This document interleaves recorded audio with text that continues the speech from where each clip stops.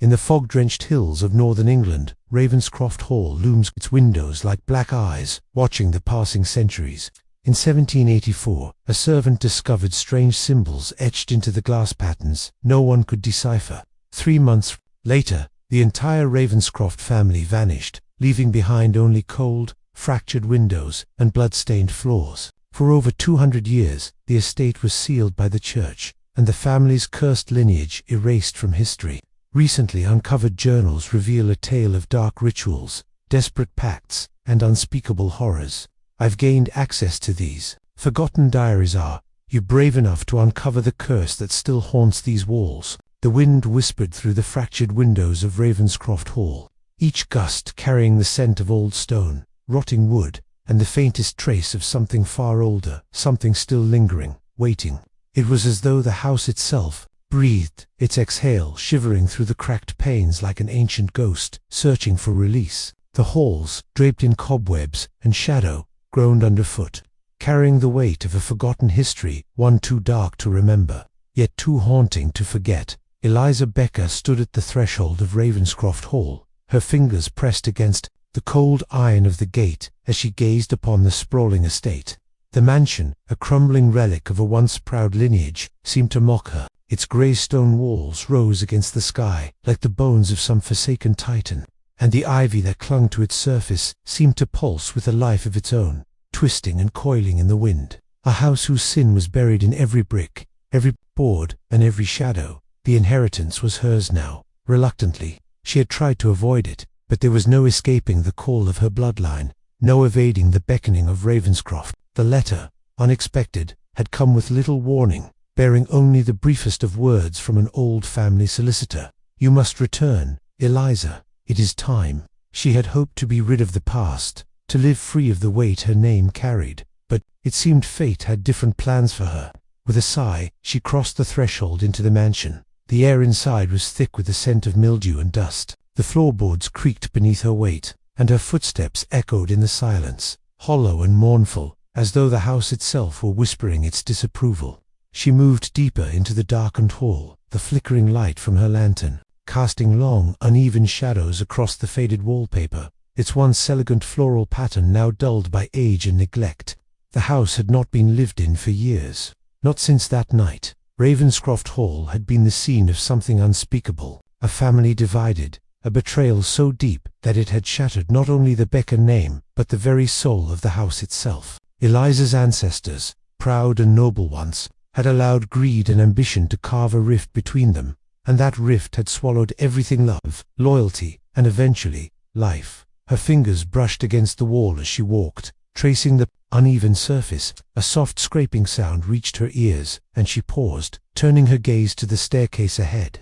The banister was draped with thick, heavy shadows, its polished wood worn smooth by time. The upper floors were completely silent, but there was something in the air that suggested she was not alone. It was a quiet presence, oppressive and cold, like the lingering memory of a nightmare you could not shake. At the end of the hall, a door stood ajar. A dim light filtered through the crack, casting an eerie glow in the otherwise pitch-black room. Eliza felt her heart quicken as she approached. The room beyond had once been her great-grandfather's study, but it had been abandoned for decades, sealed off after ... After that night, the letter had been clear. She had to confront the past, confront whatever was left behind, but the mere thought of what she might find stirred a knot in her stomach. She pushed open the door, her breath catching in her throat. The room was as it had been left. Bookshelves, laden with dust and forgotten knowledge, lined the walls. Papers and journals were scattered across the desk, untouched for years, yet strangely unspoiled. The light came from a small lantern on the desk, its flame weak and flickering, as though it too feared the darkness that surrounded it. And there, amidst the disorder, was the thing that had drawn Eliza here. An old, weathered letter, its parchment brittle and yellowed with age, lay on the desk. Her name had been scrawled across the front in ink that had long since faded, but the seal was unmistakable, the Becker family crest. She reached for the letter with trembling hands, breaking the seal and unfolding the parchment. The words, written in a precise, controlled hand, were brief but chilling. The curse is bound. To you, Eliza, what was done cannot be undone. The blood is your burden now. If you seek answers, go to the attic. There you will find the truth. A cold shiver ran down Eliza's spine as she read the final words. The curse. What did it mean? And what had her ancestors done that was so terrible it had condemned their line to such a fate? The light from the lantern flickered again, casting an unnatural glow across the room. Eliza felt the weight of 1,000 eyes upon her, as though the very walls of Ravenscroft were watching her, waiting for her to make her next move. Her breath came shallow now, and she swallowed hard against the rising fear. She had to go to the attic. She had to know. Turning away from the study, she made her way toward the narrow staircase that led up to the attic. Each step seemed to echo louder than the last, and the house seemed to groan in protest as she ascended. At the top, the door to the attic was partially open, a faint draught pushing it just far enough for her to peer inside. The room beyond was suffocatingly dark, save for the faint light from the hallway behind her. She stepped inside, the floorboards creaking beneath her weight, and her lantern's weak glow caught on the edges of old, forgotten trunks and chests. Dust hung in the air like a veil, swirling in the dim light. There, in the far corner, sat a large wooden chest. The surface was scratched, as though it had been moved many times, but it was the only object in the room that seemed untouched by time. She approached it, her heart thudding in her chest as she knelt before it. The latch was cold to the touch, and with a deep breath, she opened it. Inside, nestled among yellowed papers and old, tattered books, was a single object, a silver locket, its chain tangled and worn, but its surface gleaming as though polished by some unseen hand. She held it in her palm, her fingers trembling as she opened it. Within the locket was a portrait of faded, ghostly image of a man and woman, their faces unfamiliar but their eyes ... familiar. She knew those eyes. They were her own. And then, from the corner of her vision, she saw it. A shadow, darker than the rest, moving across the far wall. It was there and gone in an instant, but the feeling it left behind was unmistakable. A cold presence, ancient and suffocating, had wrapped itself around her once more. The truth was here, and so was the curse. The house had not spoken to her in the way it had that first night. It no longer whispered warnings in the wind, nor groaned beneath her feet. But there were other things that crept into the corners of her sight, lurking just out of reach, leaving traces like stains on the fabric of reality. The windows were the worst of it. Eliza had noticed them first as she passed through the hall the morning after the locket's discovery. At first, it was nothing more than an odd reflection, a smear on the glass, but then, with each passing hour, the markings began to reveal themselves. They weren't cracks or stains, but fine, almost imperceptible etchings, symbols, that flickered in and out of view, as if they shifted with the light. They felt alive, breathing with the house, twisting into patterns she could not decipher. When she tried to wipe them away, the glass only grew colder under her hand, and the marks deepened, spreading in jagged lines like veins in stone. By dusk, the hall was filled with a strange pallor, the light outside distorted by a gathering fog. The etchings had grown clearer, more deliberate. Eliza could almost make out the shapes, now runes perhaps, or words written in some forgotten tongue. The air around her seemed to thicken, pressing against her chest, and she swore she could hear whispers from the glass, faint and broken, like the hum of bees trapped in amber. She couldn't stay in the hall any longer. With one last glance at the windows, she turned and fled to the drawing room, her breath ragged as if the house itself was suffocating her.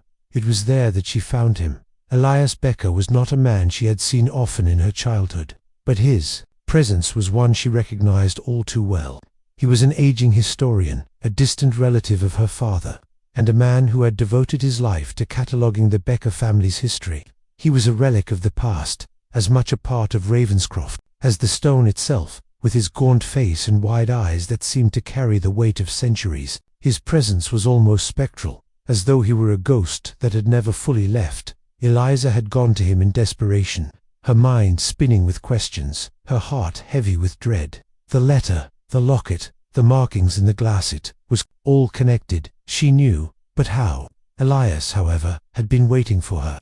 The moment she entered his study, he closed the door behind her, the creaking of the hinges like the toll of an ancient bell. "You see it now," Elias said, his voice low, as if speaking of something too terrible to be fully understood. Eliza nodded, her hands trembling. "The markings, what are they?" Why? Why is this happening? Elias gestured to the chair across from his desk, where a single candle burned, casting long shadows over the room. The walls were lined with bookshelves crammed with old leather-bound volumes, their spines cracked with age. He motioned for her to sit, and she did, though her legs felt weak beneath her. He sat opposite her, his hands resting on the edge of the desk. The silence between them was thick, heavy with the weight of unspoken knowledge. The history of Ravenscroft, he began, is not a story of fortune and glory. It is a story of sacrifice. His eyes flickered, and Eliza felt the hairs on the back of her neck rise. The Becker family, as you know, was once wealthy beyond imagination, but it came at a cost, a terrible cost. Eliza's pulse quickened. A cost? What kind of cost? Elias leaned forward, the candlelight casting harsh shadows on his face. There was a ritual, he whispered, as though the word itself held a curse. One performed long ago, to secure the family's fortune for generations to come.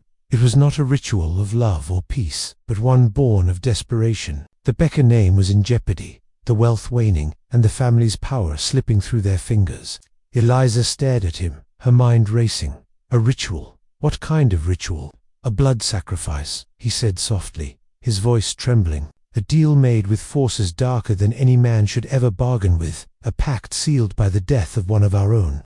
Eliza recoiled, her breath catching in her throat. The thought of her ancestors, her flesh and blood, engaged in such a heinous act, was unbearable. They gave up a life to ensure their prosperity. Elias continued, his eyes darkening. A child, taken before their time, their blood spilled upon the stones of this very house. The house itself became a vessel for the curse, a curse that would bind the Becker family to its wealth, to its power, to its very existence. But with each generation, the price grew steeper. Eliza's chest tightened as the weight of his words pressed down on her. She could feel the house shifting around her, the walls groaning, the shadows reaching, as if the history Elias spoke of had awakened something deep within the house itself. "And what of me?" Eliza asked, her voice barely a whisper. "Why am I? Why is the curse still here? Why?" "The curse is bound to your blood," Elias said, his voice growing quieter, more haunted. "Your family has been cursed for generations, and you, Eliza, are the final heir, the last of the Becker line. It is your existence that maintains the curse, your life that keeps it alive. You are the key to Ravenscroft's fate, and it is through you that the curse will either end or consume everything." Eliza's mind swirled, her thoughts a tangled mess of fear and disbelief. She wanted to run, to escape the suffocating grip of the house, but she knew she couldn't. Not anymore. Elias leaned back in his chair, his gaze distant, lost in the past. "The markings you see on the glass, the strange symbols they are, part of the curse. They are the echoes of the ritual, the traces left behind by the blood spilled to bind the house. Each time the light hits them just right, the curse renews itself, and the house remembers. Eliza," he continued, his voice lowering to a near whisper, "it is not just your life that sustains the curse, it is your death that will bring it to its conclusion. You must decide which path you will take, but beware, the choice is never truly yours." The room seemed to close in around her, the walls pressing against her chest. Eliza's breath caught in her throat, the weight of what Elias had revealed sinking in. She was bound to this house, to this curse, and she had no idea how it would end. But she could feel the house watching her, waiting, as if it were already preparing for the inevitable dot in the stillness that followed. The candle flickered, casting a brief shadow that seemed to stretch, curling like a serpent at the edge of her vision. The glass markings pulsed in the dark, and in that moment, Eliza understood there would be no escape. The dust in the library clung to Eliza's skin like a shroud, settling into the crevices of her fingers as she rifled through the crumbling papers that lay scattered across the ancient desk. The air around her was still, heavy with the scent of age and decay, as though the very house exhaled its secrets with each breath. The shelves, filled with forgotten texts and faded journals, loomed like silent witnesses, their empty eyes staring back at her. Every so often, the sound of a creaking floorboard or a distant whisper would send a shiver up her spine, but she pressed on, driven by something deeper than fear. She had come here, to the library at the heart of Ravenscroft Hall, seeking answers to the strange markings in the windows, to the cryptic letter from Elias, to the curse that had shackled her family for generations. But what she found was far darker than she could have imagined. It was a letter, hidden behind a stack of brittle papers, its edges yellowed with age. The seal had long since broken, but the words inside were clear, their meaning unmistakable. Her fingers trembled as she unfolded it, the weight of the moment pressing heavily against her chest. The letter was written in a bold, assured hand, and as her eyes scanned the words, a chill crawled down her spine. To my dear children, my flesh and blood, my legacy. If you are reading this, then I am already gone, and the weight of my sins must fall upon you. The choice I made, the path I followed, has led us all to this cursed end. Ravenscroft, the house that has cradled our family for generations, will bear witness to the consequences of our deeds. I have placed our future in your hands, and the curse that follows us will find its final resting place only when the truth is revealed. Solomon Becker. The ink on the page seemed to shimmer in the dim light, as though it held a secret of its own. Eliza read it again, her heart hammering in her chest. Solomon Becker, her great-great-grandfather, the patriarch of the Becker family, the one whose actions had set everything in motion, the one who had cursed them all with his ambition. There was something more, something she had not expected. Her eyes scanned further down the page, catching a phrase that stopped her breath in her throat. The words were a warning, a plea for redemption, or perhaps a confession. A betrayal was committed. Eliza, one that cannot be undone. It is the root of our family's ruin. It was done for wealth, for power, but it was the blood that sealed our fate. A child was lost, and in its place, something darker grew, and one among us, perhaps even Elias, bears the weight of that crime. Eliza's chest constricted as she read the words. The betrayal had been a whisper on the edges of her understanding, a shadow that had always been there but that she had never dared confront. She had always known that something had happened, that Ravenscroft's wealth had come at a price, but she had never been able to put it into words. Now, it was as if the walls of the house themselves had begun to whisper her history, revealing the darkness beneath her own blood. A child lost. The words echoed in her mind. A sacrifice made to preserve the family. A life taken to ensure the survival of Ravenscroft. And one of her own family had been complicit. Her hands shook as she lowered the letter, her gaze falling on the floor beneath her feet. The wooden boards, worn smooth by the passage of time, seemed to pulse beneath her, as though the very earth of Ravenscroft were alive, carrying with it the weight of Solomon's sins. The house had borne witness to it all, every whispered prayer, every shattered promise, and now it was drawing her into its dark embrace, pulling her closer to the truth. A knock at the door broke the silence, causing her to jump. The sound was sharp, almost urgent. She hastily tucked the letter away, but the darkness had already settled deep within her, gnawing at her soul.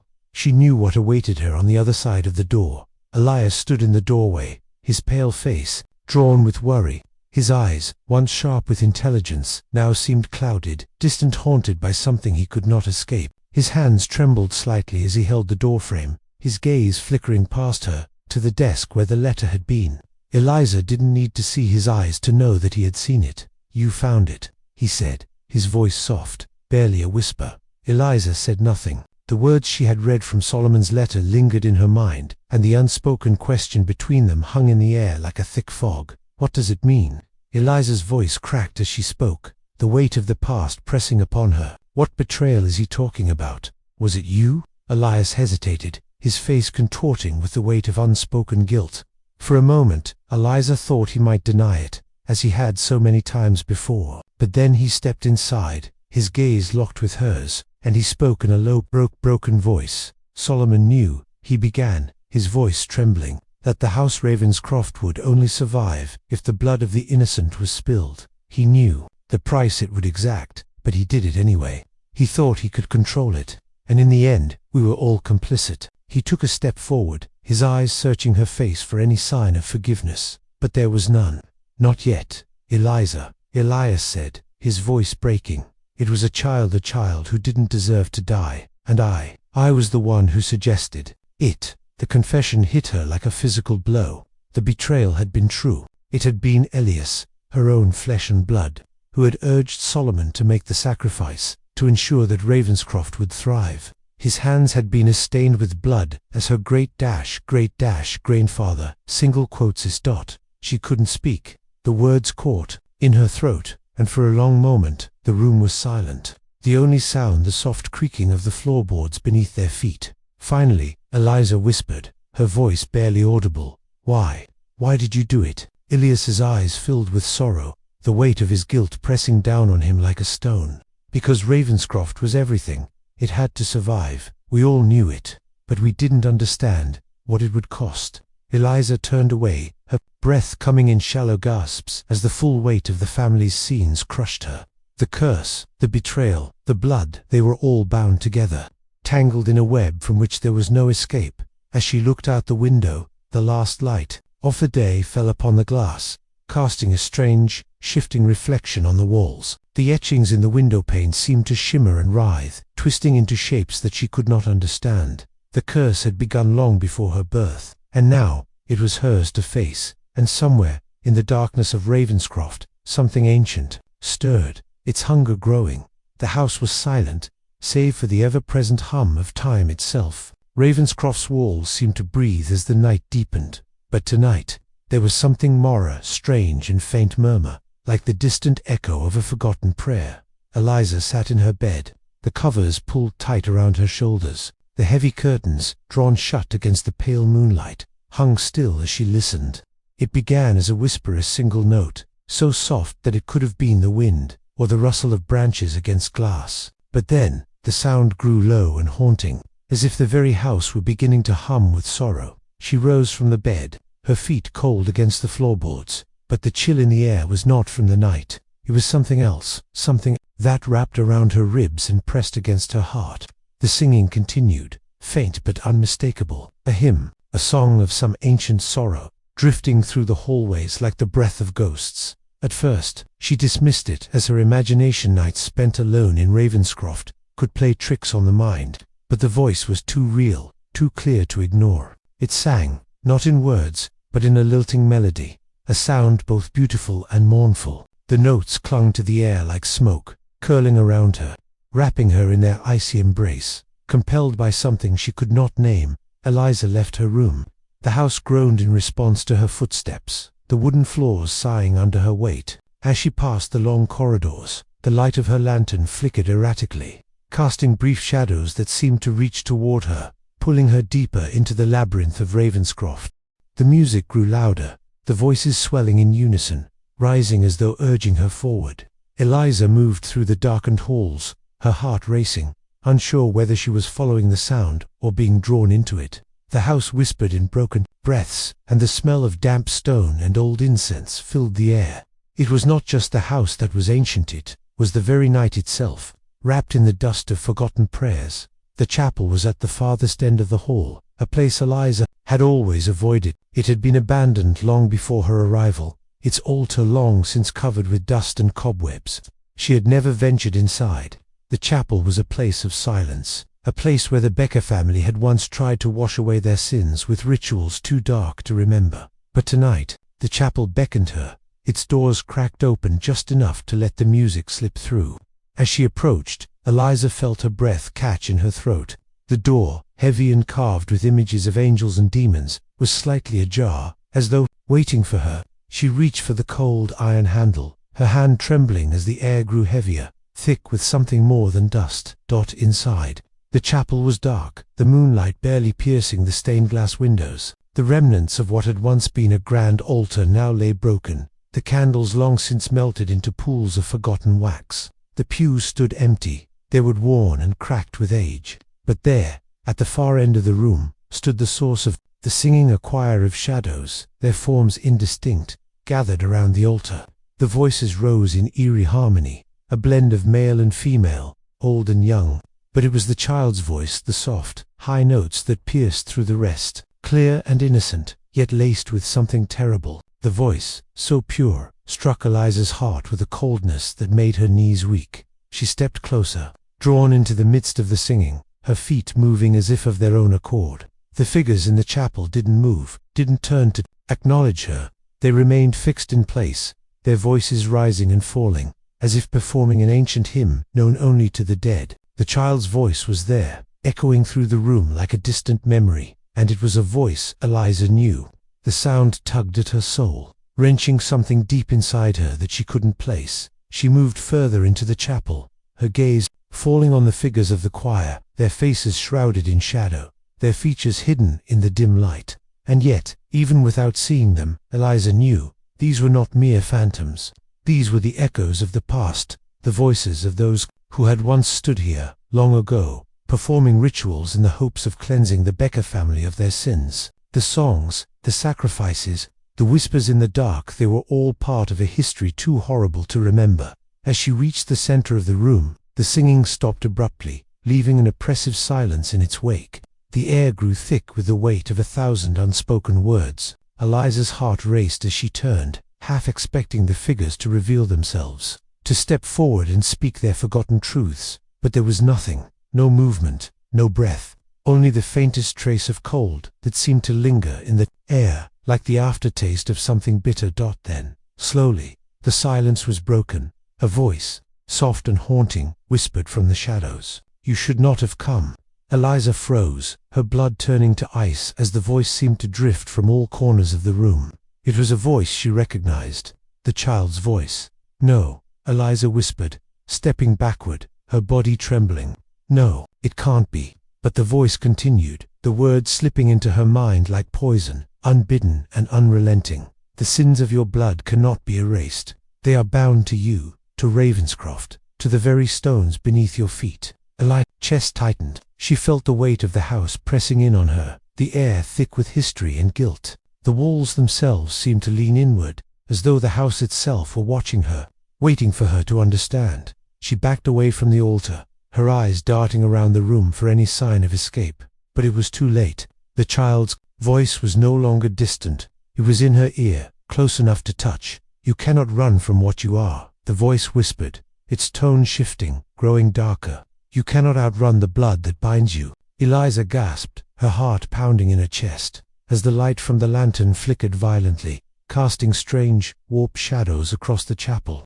The figures in the choir were gone now, but their presence remained, an oppressive force that clung to her skin, to her very bones. She turned, her breath ragged, her pulse deafening in her ears. The door to the chapel swung shut behind her, the sound of it echoing like a final note in a forgotten hymn. Eliza was alone again, but the song remained. The voices of the past had left their mark upon her, and the house would never let her forget. She stumbled back through the empty halls of Ravenscroft, the child's voice still echoing in her mind. The house had shown her its past, its sins, and now it had marked her as one of its own.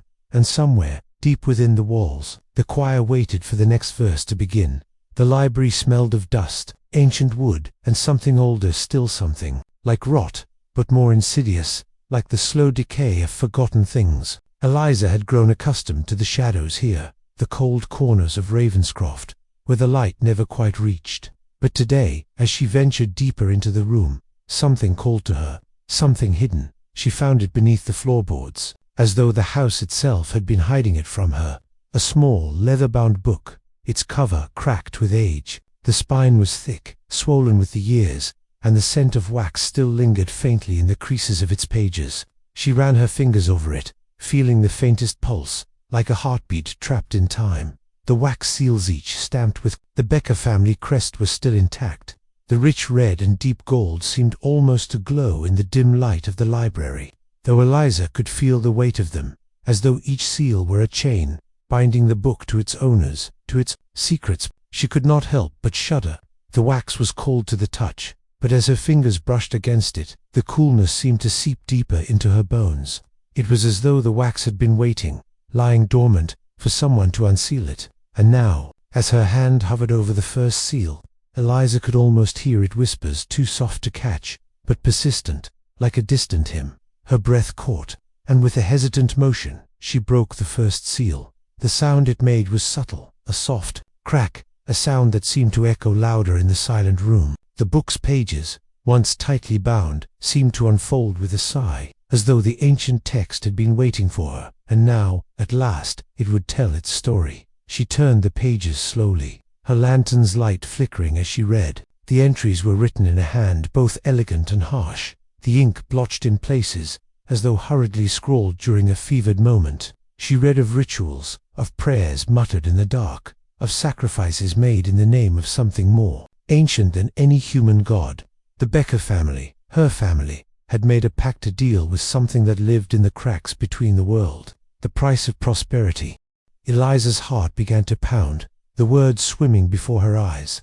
The book's contents blurred as she read of Eliza Becker, her great-great-grandmother, a name that seemed to echo with an unnerving familiarity. Her fate was twisted, bound, in dark rites that had been carried out in the chapel, beneath the watchful eyes of the ancient house. Madeline's name appeared again and again, written in the margins, her story weaving in and out of the sacred rituals like a thread that could not be broken. But it was the last entry that caused Eliza's breath to hitch. A note scrawled at the very end of the final page. Madeline was the one who refused the final sacrifice, and for that she paid the price. Her soul, her very essence, was taken, bound to the house. And now, her voice is the one that sings in the silence, calling us to repentance. Eliza's hands shook as she turned the page, her gaze searching for the truth in the cryptic words. Madeline, her own ancestor, had somehow refused the sacrifice. She had broken the pact, but at what cost? Her soul, taken and bound to Ravenscroft. The thought made Eliza's skin crawl. Was Madeline trapped here, in this very house? Her spirit, woven into the walls, into the dark corners of the rooms that Eliza had long avoided. Had she, too, heard the song, the haunting, sorrowful voice that seemed to call out in the night? She felt it now, that strange presence, lingering at the edges of her vision, as though something watched her from the shadows. Her fingers, still resting on the page, pressed harder, as if to anchor herself against the rising tide of fear. But the wax so cold, so ancient, seemed to pulse against her touch once more. With a shudder, Eliza closed the book, her breath coming in shallow gasps. She couldn't bring herself to look at it any longer. The weight of the knowledge pressed down on her. The legacy of the Becker family, too heavy to bear, too monstrous to even begin to understand. The pact had been made long before her birth, but it was her blood that kept it alive. She could feel it in her veins, the pulse of something dark, something that she could no longer deny. She set the book down, the wax seals now broken, the secrets of her ancestors spilling into the light. But there was no peace in what she had uncovered, only a terrible understanding. Eliza's mind raced as she thought of Elias, of his confession, the blood that had been spilled, the pact that had been sealed with the death of a child. She thought of the child's voice she had heard in the chapel, the one that had haunted her dreams and pulled her toward the altar. That voice, that innocent, pure sound, had it been Madeline's too? Was it Madeline who sang, her voice lost in the echo of Ravenscroft's curse, forever bound to the house? The room seemed to darken around her, the shadows lengthening as if to swallow her whole. She stood, her legs unsteady beneath her, and moved to the window. The night outside was thick with mist, the fog rolling over the grounds like the breath of some great beast. The moon was hidden behind a shroud of clouds, casting everything in an oppressive, muted darkness. As she gazed out into the void, a sound came to her, faintest murmur of a song, drifting through the still air. A hymn, almost imperceptible, but there, like a whisper from the depths of the house. She turned sharply, her eyes darting back to the book, to the broken seals that had once held its terrible truths. Madeline's voice, the voice of her own bloodline, sang in the darkness, calling out to her. And then, like a veil lifting, the realization hit Eliza with the force of a thunderclap. The family's sins were not bound to the past. They were bound to her. She was the final thread, the last remnant of the Becker name, the last chance for the curse to be passed on, or finally broken. But there was no breaking it. Not now. The pact was hers to fulfill. Eliza felt a cold hand brush against her own, and for the first time, she understood the house's true power. It did not let go. It only took, and the singing grew louder, clearer. The wax had done its job. The house had found its next keeper, somewhere in the distance. The child's voice rose again. The wind howled against the stone of Ravenscroft, a cold cry that echoed through the hallways like the mournful song of a forgotten ghost. Eliza sat at the long-worn table in the drawing-room, her hands trembling slightly as she folded the letter from the solicitor. The words of her great-great-grandfather still fresh in her mind. The curse, the pact, the bloodshed, was all too much. The weight of the house was suffocating, its dark history pressing in on her from every direction. A creak at the door broke the silence, and Eliza's eyes lifted, her breath caught in her throat. There, standing in the doorway, was Elias. His face was drawn, pale in the dim light. his usually sharp eyes clouded with an unfamiliar heaviness. His hair, once neatly combed, hung in disarray around his face. He looked older than she remembered, as though the years of silence had carved lines into his features, each one a testament to a past he could no longer outrun. "Eliza," he began, his voice hoarse, as if speaking took more effort than he had left to give. He hesitated before stepping into the room, his eyes flickering to the letter, still clutched in her hands.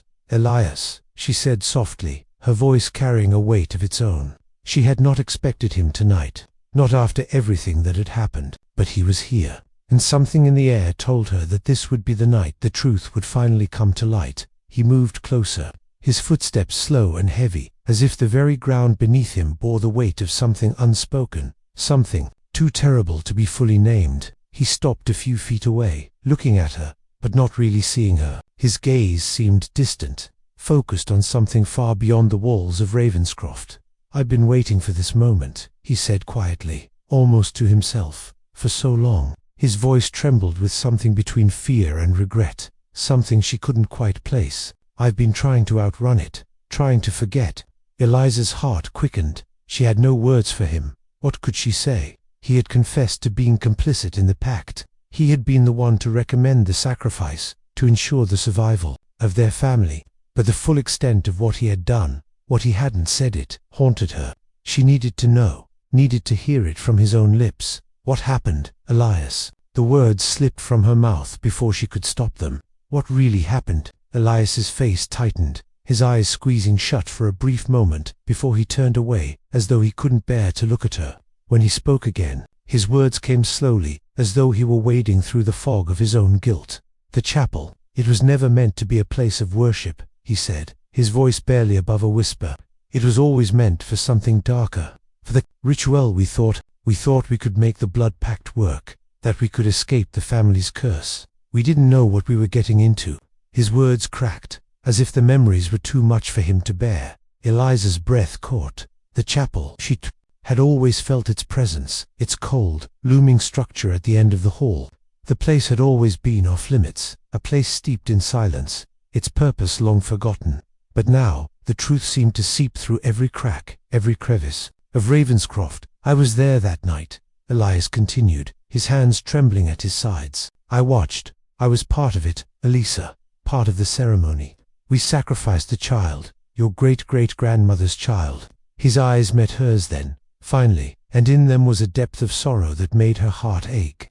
"It was the price we paid for the family's survival." The air in the room thickened, and Eliza felt her world tilt, as though the house itself were shifting beneath her feet. Her legs felt weak, and for a moment she thought she might fall. She steadied herself, forcing her breath to remain calm, even as her mind swirled with the horror of his words.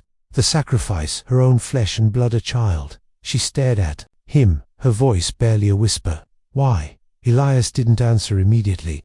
Instead, he turned to the side, his hands clasped tightly together, as though trying to hold himself together in the face of his own past. His voice dropped lower as he spoke again, the weight of his confession threatening to crush him. "We were desperate," he said, his eyes staring into the distance. "Ravenscroft was failing. The family was crumbling.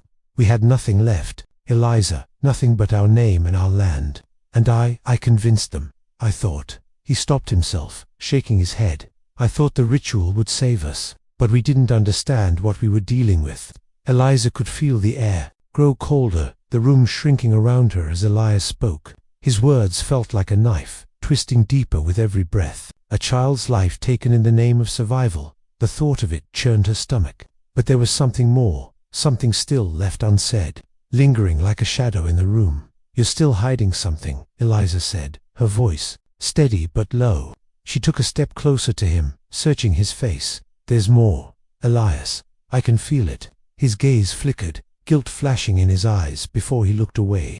The silence stretched between them, thick and suffocating. He was struggling, his breath shallow, as though the weight of his own sins was choking him. "I told you," he murmured, his voice barely audible. "I was there, I helped, but I couldn't do it. I couldn't watch it happen. The child." His hands clenched at his sides, the muscles in his arms tense with the effort of keeping himself together. "I turned away. I couldn't be there when it happened." Eliza's heart twisted as she realized what he was saying. He had not been there. Elias had not been there for the final act, the sacrifice that had bound the family to the curse. I ran, Elias whispered, as though confessing to something even worse than the pact itself. I ran away from the chapel that night. I couldn't face it, Eliza. I couldn't watch the life drain from that child's eyes. But I knew, deep down, that the pact would be broken without my presence. And I let it happen. I let them finish it without me. His words hung in the air like a poison, slowly sinking into her skin. Elias hadn't just been complicit, he had abandoned them.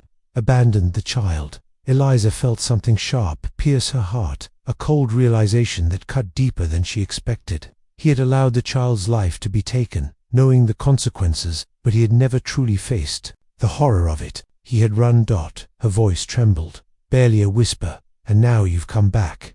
After all these years, after everything. Elias nodded, his face a mask of despair.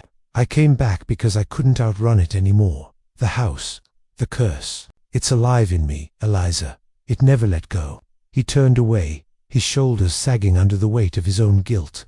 The room was heavy with the sound of his confession, the air thick with the stench of old sins. But it wasn't enough. It never could be. Eliza, he said, his voice breaking, I never should have let it happen. I never should have let the child die. But I did. And now, it's too late. And with those words, the house seemed to breathe.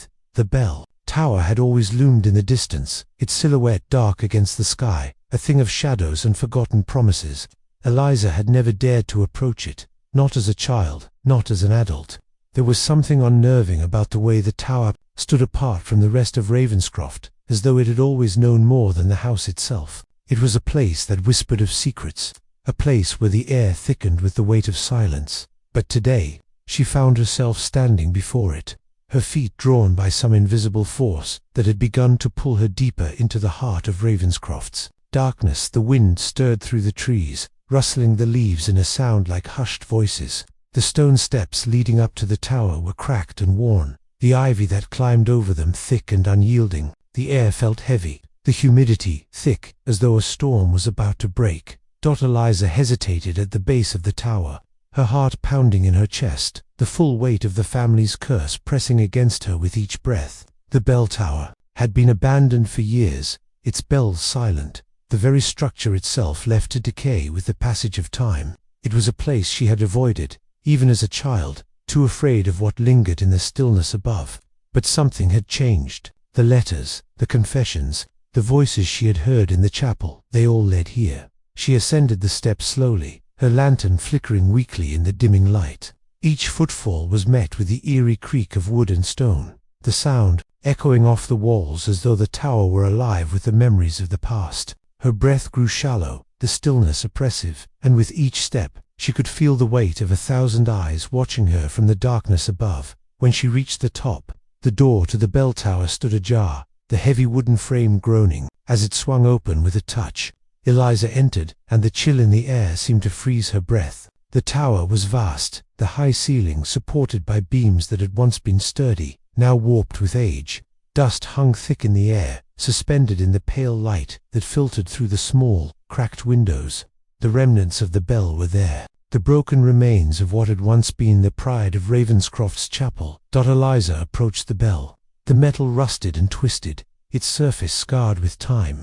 Once, it had been an instrument of reverence, a herald of the divine, its toll, calling the family to prayer, to unity. But now, it was nothing more than a symbol of brokenness, of a pact made long ago in the name of survival. The bell had once rung to mark a new beginning, but now, it seemed to pulse with an ancient resonance, as though it had been waiting for her all these years. She knelt before the bell, the weight of its history bearing down on her. It was here, in this tower, that the final part of the ritual had been performed, the ceremony that had bound the Becker family to the curse, the bloodshed that had been sealed with the toll of this very bell, the memory of the child's life snuffed out in the name of family, the life taken to ensure that the Becker name would live on, to ensure that Ravenscroft would endure.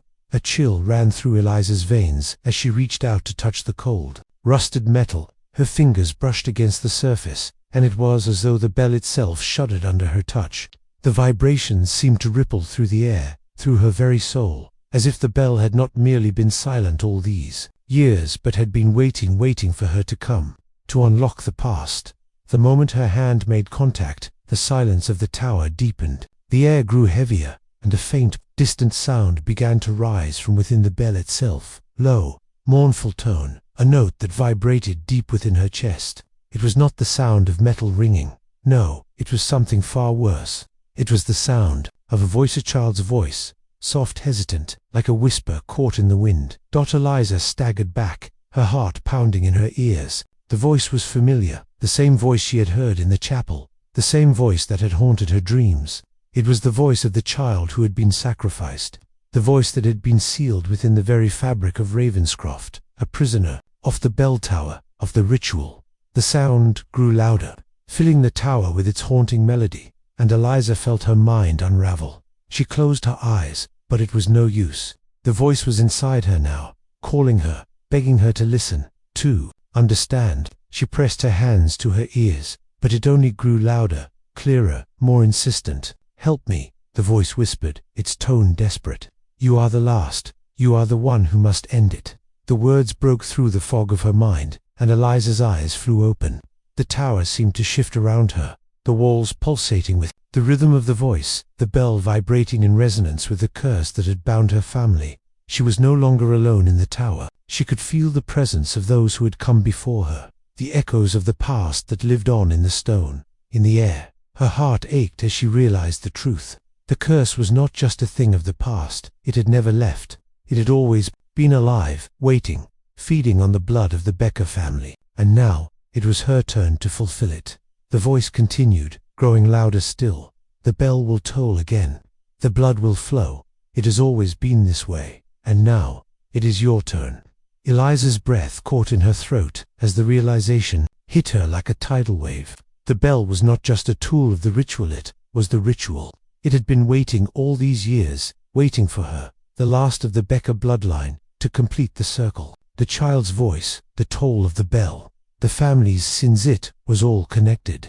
And now, she could feel it, deep in her bones. The curse had come full circle. It was time. She stepped away from the bell, her legs weak beneath her, and the tower seemed to tilt, to sway, as though it too were alive with the weight of history. The voice still called to her, but it was fading, receding into the shadows of the past. But she knew what had to be done. The family's fate, her fate, had already been sealed. The bell had not been silent all these years. It had been waiting for this moment, for Eliza to hear its call, and now she could hear it clearly. The toll would ring again, and Ravenscroft would live on. The house had always been full of whispers. Eliza had grown accustomed to them, the creak of the floorboards, the distant thud of doors closing on their own, the soft, sighing drafts that wound through Ravenscroft's crumbling halls. But today, the whispers felt different. They were more insistent, more eager, like something restless that wanted to be discovered. The air in the hallways had thickened, heavy with the scent of earth and dust. The walls, aged and cracked, seemed to breathe with the house, each crevice holding secrets too dark to speak aloud. Eliza had never dared venture into the cellar before, but the strange pull in her chest, that unexplainable tug, led her now to the narrow door hidden beneath the staircase. The door was thick with time wood, swollen from years of neglect, its edges darkened by the weight of the stories it held. Eliza hesitated, her hand hovering over the cold iron handle. The cellar had been locked for as long as she could remember, and there was a reason for that. The house had always kept its most horrific truths hidden in the shadows, and whatever lay below was something she had never wanted to face. Yet, the pull was undeniable. She opened the door. A gust of cold air rushed upward, making her shiver as she stepped into the dimly lit stairwell. The wooden steps groaned beneath her weight, their surface slick with moisture. The walls, stained with years of dampness, closed in around her as she descended into the depths of Ravenscroft. The light from her lantern flickered, casting long, unsettling shadows that seemed to move with a life of their own. At the bottom of the stairs, the cellar stretched before her, vast and oppressive. Cobwebs clung to the rafters, and the air was thick with the smell of decay. Her heart raced, each step forward feeling like a descent into the heart of the mansion's darkest memories. The stone walls were covered in a layer of soot, as if the very air in this place had absorbed the house's sins. As she stepped further into the cellar, The faint sound of something scratching, shifting caught her attention. The noise came from the far corner, where the light from her lantern barely touched. She turned toward it, the shadows shifting like something alive, and found a small, hidden passage behind a stack of crates. Her breath caught in her throat as she moved closer. The passage led to a narrow room, its walls lined with shelves and old wooden trunks. But it wasn't the shelves that caught her attention. It was the sight of the floor, something beneath the floorboards, a shape hidden by the rotting wood, yet unmistakable. Eliza knelt down, her hands trembling as she pried up the floorboards, revealing what lay beneath. The darkness seemed to exhale as she pulled the final board free, revealing the bones. At first, it was impossible to make sense of them. The remains were scattered, as if the bones had been hastily shoved beneath the floor, hidden away in some desperate attempt to bury the truth. Eliza's stomach churned as she saw the small, delicate bones mixed in with the larger, adult remains. There were several bodies, some child-sized, some adult. The tattered remnants of clothing clung to the bones, but what struck her most was the unmistakable marks on the bones themselves, the burned scars, the cuts. The blood had been spilled here. Eliza recoiled, her hand instinctively pressing to her mouth to stifle a cry. She closed her eyes tightly, trying to block out the images, but the truth was undeniable. These were the victims of the Becker family's ambition, the price of the pact that had been made so long ago. The bodies of those who had been cast aside, left to rot beneath the house, forgotten by all but the walls of Ravenscroft. But as her eyes lingered on the remains, she noticed something else, something strange. The air in the cellar felt thick, oppressive. It wasn't just the weight of the past pressing down on her. It was something else, a presence, cold and ancient, that seemed to whisper just beneath her consciousness. With trembling hands, Eliza moved the lantern closer to the ground, casting a pale glow over the scattered bones. She was about to turn away when a flash of something caught her. A piece of metal, half buried in the dirt and grime beneath the bones. She reached for it, her fingers brushing against the cold surface, and pulled out a small, tarnished mirror. Its edges were jagged, its surface scratched, but there was something familiar about it, something that seemed to pull her in the moment she held the mirror up. She gasped. Her reflection stared back at her, but it was not her reflection. The face in the mirror twisted, the image contorting and warping as though something ancient was trying to claw its way out. The reflection of Eliza's face shifted, her eyes darkened, her skin pale and mottled, as if some monstrous presence was attempting to claim her. Her breath caught in her throat as she stepped back, dropping the mirror.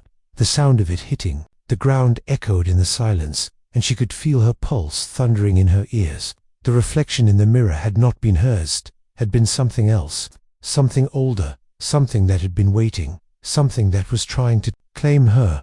A cold shiver ran down her spine as the room seemed to close in around her. The walls felt as if they were shifting, the shadows stretching like fingers reaching for her, and the air grew thick with the scent of old earth and decay. The whispering grew louder, the voices in the cellar pulling at the edges of her mind, calling her to stay with us. Eliza turned sharply, the dark passage behind her beckoning as the whispers grew stronger. She couldn't breathe, she couldn't move. She felt as if the walls were closing in, squeezing the very air from her lungs. Her legs felt heavy, her heart pounding in her chest as she stumbled toward the stairs. She didn't look back. The shadows beneath the floorboards still whispered, still reached for her, as if the house itself was pulling her deeper into its secrets. As she fled the cellar, the last thing Eliza heard was the sound of the bones shifting beneath the floor, as if something was moving beneath her feet, waiting for the moment when it could claim her once and for all. The house had always whispered to Eliza, but now, in the quiet of the library, the whispers grew louder. It was as if the very walls of Ravenscroft were closing in on her, urging her toward something she could no longer ignore. She had uncovered so much of the past, yet there was still something missing, something that clawed at her consciousness. It was the diary that changed everything.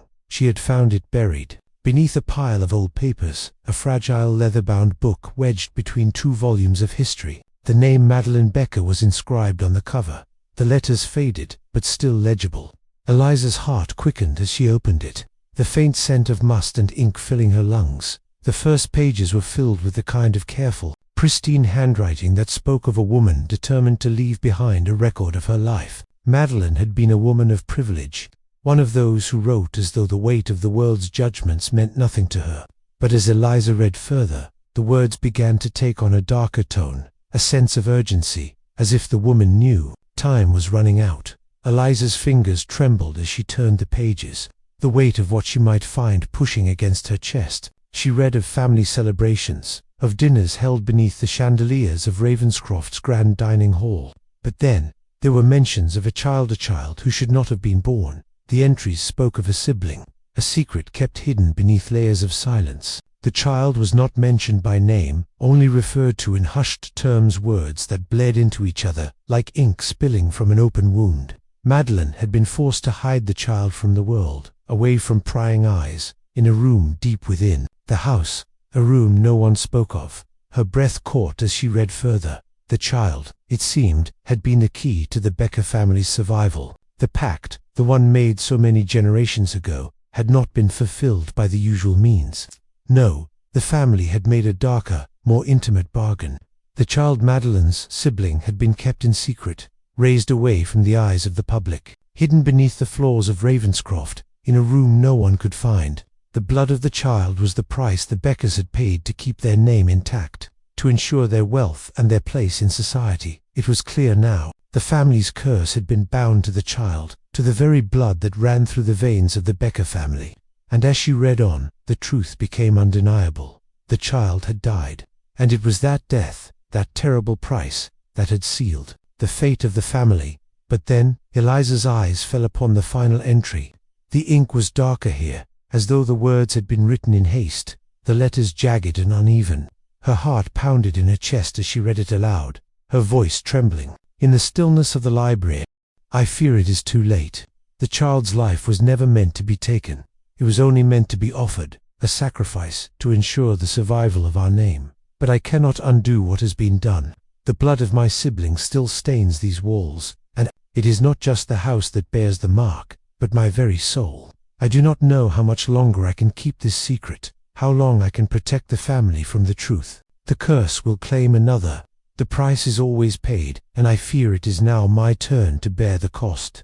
Eliza's breath caught in her throat. Her eyes burned as she reread the final words, the weight of the revelation crashing over her like a wave. The curse will claim another.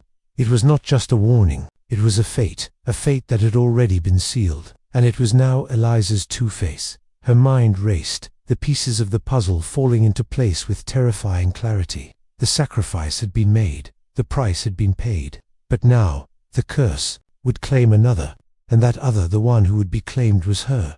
Eliza clutched the diary to her chest, her breath shallow as the cold air of the library pressed against her skin.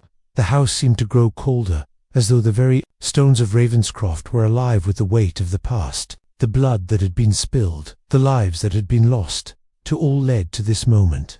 And as she sat there, the shadows of Ravenscroft stretched around her, pressing closer, until they seemed to swallow the light. A chill ran through her, a feeling of something unseen, something other, brushing against her skin. The whispers that had haunted her since her arrival at Ravenscroft grew louder, swirling through the room like voices carried on the wind. She closed her eyes, and for a moment she could almost hear it, the cry of a child, faint and distant, as if calling from somewhere deep within the house. It was not a memory, not a dream, but a voice, raw and filled with pain, echoing through the very walls. The realization struck her with the force of a blow. The child, the one who had been sacrificed, had never truly gone. It was still here, still bound to Ravenscroft, still waiting. The bloodline had been tainted, and the curse had not merely been passed down through the generations. It had been preserved by the house itself, waiting for the moment when it would take what it was owed. Her pulse quickened as the weight of the truth settled on her like a shroud. The family's blood ran through her veins. Her fate was sealed, not by her own actions, but by the blood of those who had come before her. She was the last of the Beckers, the final heir to a legacy of horror and sacrifice. The child's death had marked the end of one chapter, but now, it seemed, another was about to begin. The whispers grew louder, almost deafening now, as if they were circling around her, wrapping her in the thickening air of Ravenscroft. The walls seemed to pulse with life, the very house alive with the weight of the curse that had claimed so many before her. And then, as she sat there, The final pieces of the puzzle fell into place. The child, the forgotten child, was her ancestor, and the curse that had claimed their bloodline would not stop until it had claimed hers as well. Eliza closed the diary with trembling hands, the final entry still echoing in her mind. The price was never paid in full. The curse had always come for one more, and now it would claim her.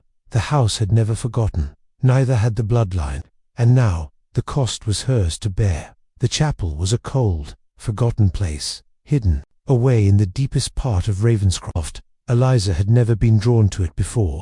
The grand halls of the house, with their faded tapestries and decaying grandeur, had always felt more alive with the history of her family than the silent, neglected chapel. Yet now, as the days stretched on, and the house seemed to hum with its own malevolent energy, Eliza found herself wandering there, the pull of the unknown too strong to ignore. The air in the chapel was thick with dust and time, a heavy silence filling the stone walls.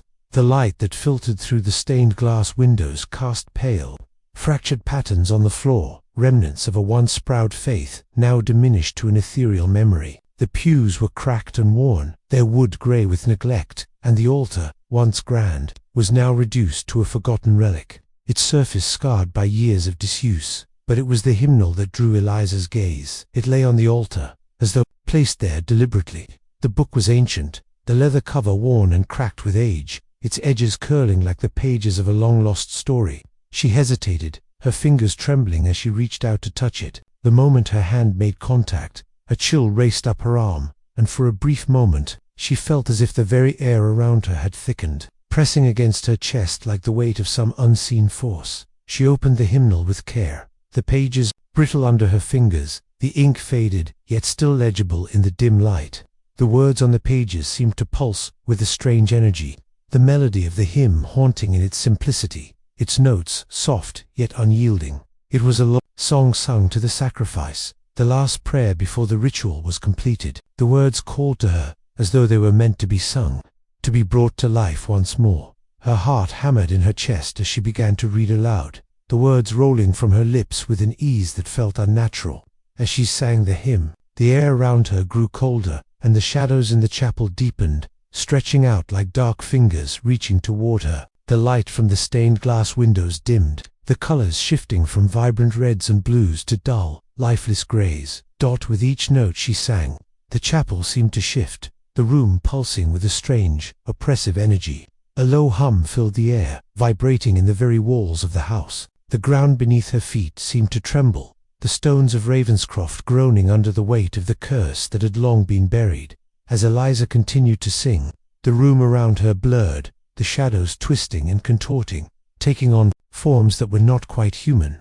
Faces appeared in the darkness, twisted, desperate, their eyes hollow and filled with longing. They seemed to reach for her, their hands outstretched, their mouths open in silent screams. And then, the visions began. In an instant, Eliza was no longer in the chapel. She was somewhere else, somewhere far in the past, in the heart of Ravenscroft, as it had once been. She could see the figures of her ancestors, moving in the shadows, their faces pale with fear. Among them, a woman stood, Madeline, her great-great-grandmother, her eyes wild with terror. She was running, her hands clutching something small and fragile to her chest. Eliza's breath caught in her throat as the vision unfolded before her. She saw the child, the one who had been hidden, the one whose existence had been erased from the family records. The child was small, no more than 5 or 6, with eyes wide and filled with confusion, fear, and the unmistakable knowledge of what was about to happen. Madeline was frantic, her hands shaking as she tried to protect the child from something Eliza couldn't see, something that lurked just beyond the edges of the vision.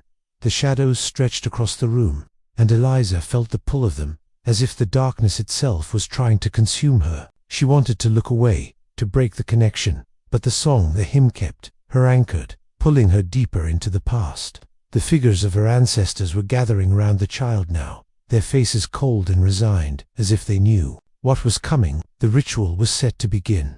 Eliza could hear the faintest sound, low, keening wail.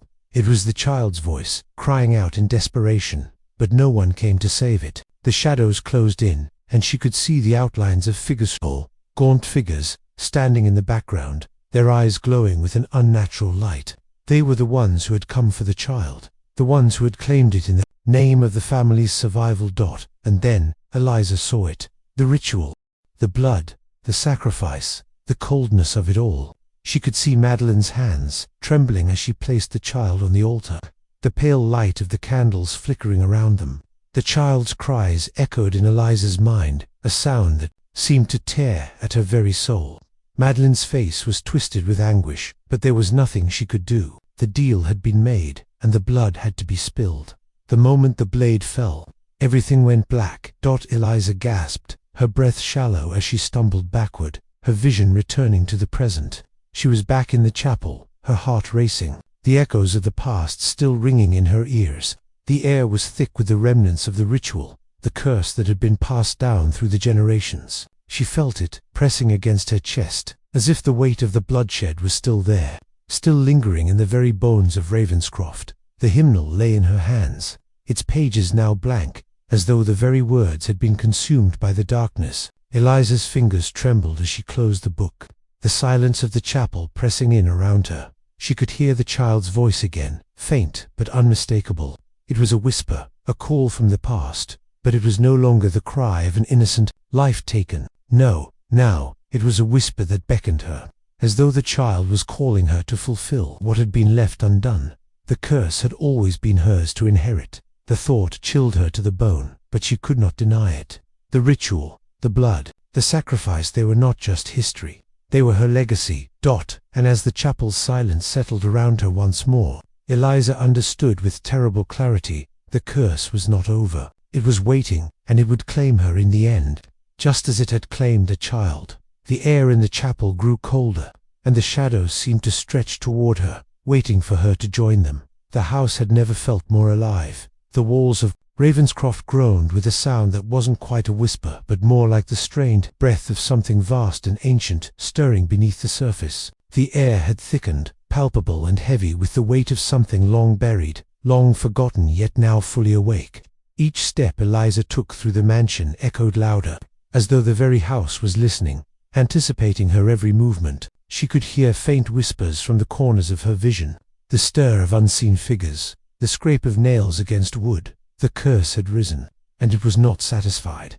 Eliza's breath caught in her throat as she moved through the grand hall. The chandeliers overhead swayed as though caught in an invisible wind, their crystals shimmering with a sickly light. There was something unnerving in the way the shadows clung to the walls, cloying and deepening, as if the darkness itself had become more than just absence. She stopped before the large mirror in the entryway, its gilded frame tarnished with age, its surface reflecting only the dim light from her lantern.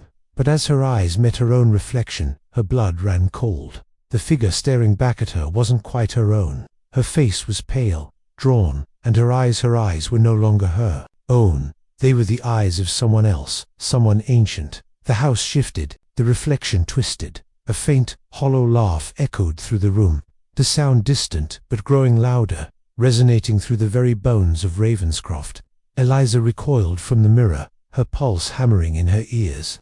The air was heavy now, the weight of the house pressing down upon her, suffocating her. She could feel it, the past closing in on her, the blood of her ancestors, the price they had paid for their survival, the pact they had made. She was the last, the final heir to their sins. A voice called to her from behind, low and broken. Eliza. She turned, her heart sinking into her chest, as she saw Elias standing in the doorway, his face pale and drawn with exhaustion, his eyes empty of the resolve they once held.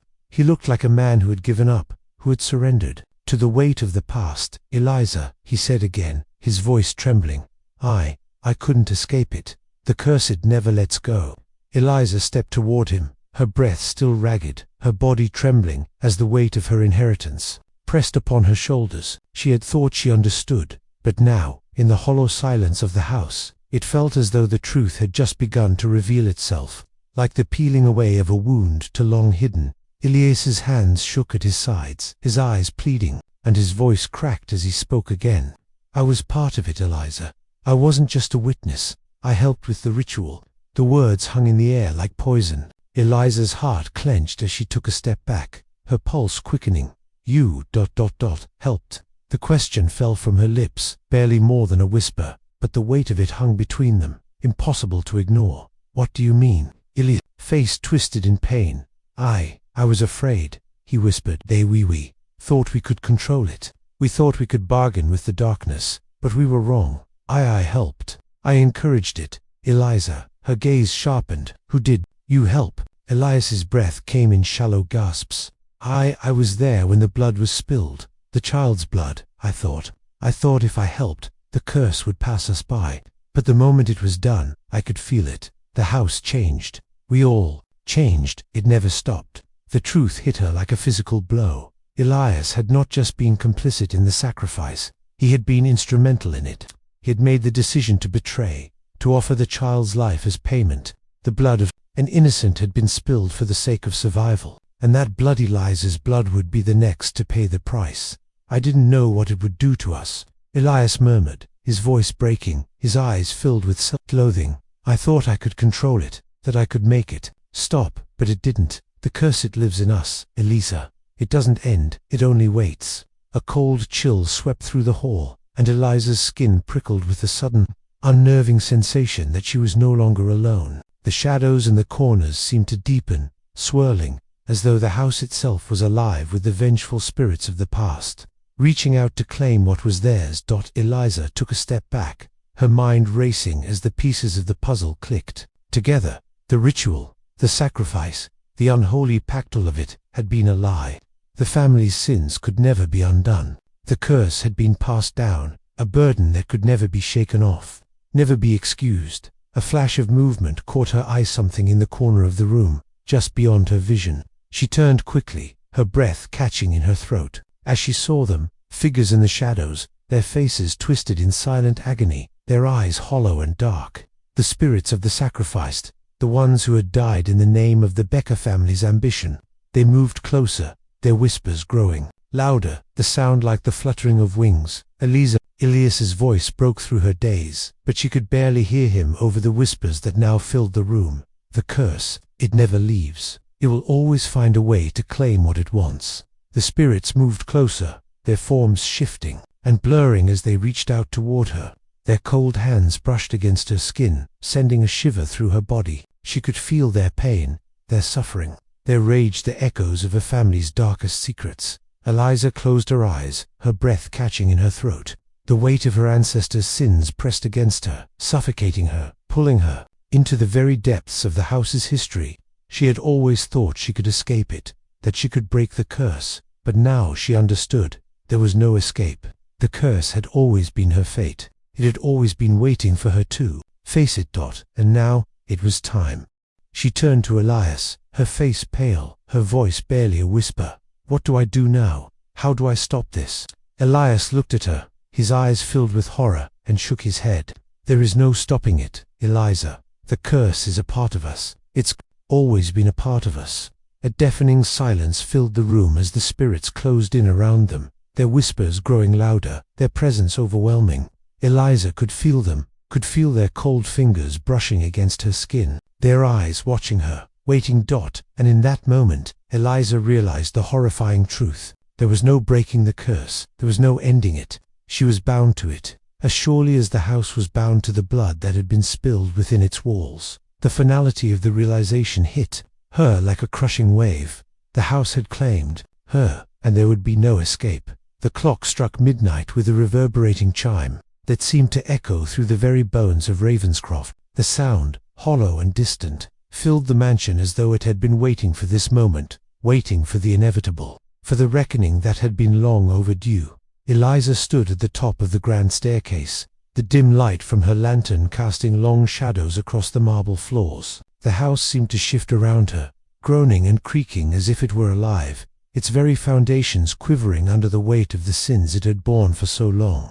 The air was thick, heavy with a presence she could not ignore. It pressed in on her from all sides, suffocating her, drowning her in the past. The whispers, the voices of those who had come before her filled the halls, echoing in her mind, in her bones. The house was alive with memories, but these were not memories of joy or of life. No, these were the memories of betrayal, of sacrifice, of blood spilled in the name of a curse that could never be undone. She moved through the hall, her steps slow and deliberate, as though each one brought her closer to some final, inescapable truth. The walls seemed to close in around her, the shadows growing deeper, darker, until the entire house felt like it was watching her, waiting for her to make her decision. And then, she heard it. A sound so faint at first that she thought it might be her imagination, a child's laughter, soft and tinkling, echoing through the halls. The sound grew louder, the high, innocent notes filling the air like the memory of something lost long ago. The laughter danced through the darkness, winding around her, pulling her forward as if it had become a thread leading her toward something she had always known but never truly understood. The child's laughter, the child who had been sacrificed, the child whose blood had sealed the fate of the Becker family. Eliza stopped in the center of the hallway, her breath shallow as she stood frozen, the lantern casting weak light across the room. The laughter grew louder, more insistent, until it was all she could hear, all she could feel. It was not a joyful sound, it was a sound filled with sorrow, with pain, with the echo of a life that had never had the chance to live. She pressed her hand to her chest, her heart pounding as the weight of her bloodline pressed upon her. The curse had been born from that sacrifice. The pact that had bound her family to the darkness had begun with that child's life. And now, in the dead of night, that child was calling her, beckoning her to face the legacy of blood and sin that had been passed down through the generations. The house groaned again. The sound, deep and guttural, like the very foundation of Ravenscroft, was being pulled apart. Eliza turned, her eyes darting toward the doorway at the end of the hall. It was there, the place where the walls seemed to bleed shadows, where the house itself seemed to pulse with a life of its own. She had always known that the house was cursed, but now, standing in the midst of it, she understood just how deeply that curse had woven itself into the fabric of her existence. Elias's voice, broken and fragile, drifted toward her from the shadows. Eliza, his voice was thick with guilt, with sorrow. It was never meant to be this way. We never meant for the curse to claim so much. Eliza turned to face him, her eyes darkened by the weight of everything she had learned, everything she had seen. Ilya stood in the doorway, his once proud figure now slumped in defeat. His eyes were empty, haunted, as though the weight of his sins had finally crushed him beyond redemption. "I thought I could stop it," Elias whispered, his voice cracking. "I thought I could make it right, but I couldn't. The house, it's too powerful, too old." The shadows behind him seemed to deepen, as though the house itself was consuming him, pulling him into the darkness. Eliza took a step toward him, her heart heavy with the weight of everything they had both done, everything they had failed to do. "You were just as guilty as I am," she said softly, her voice filled with a sorrow that mirrored his own. "We both allowed it to happen. We both became part of the curse." The laughter continued, rising to a crescendo, and Eliza's heart ached with the realization of what it meant. The curse would never end. It would never be broken. It had always been here, waiting for the right moment, waiting for her. Ilya's eyes met hers, filled with pain.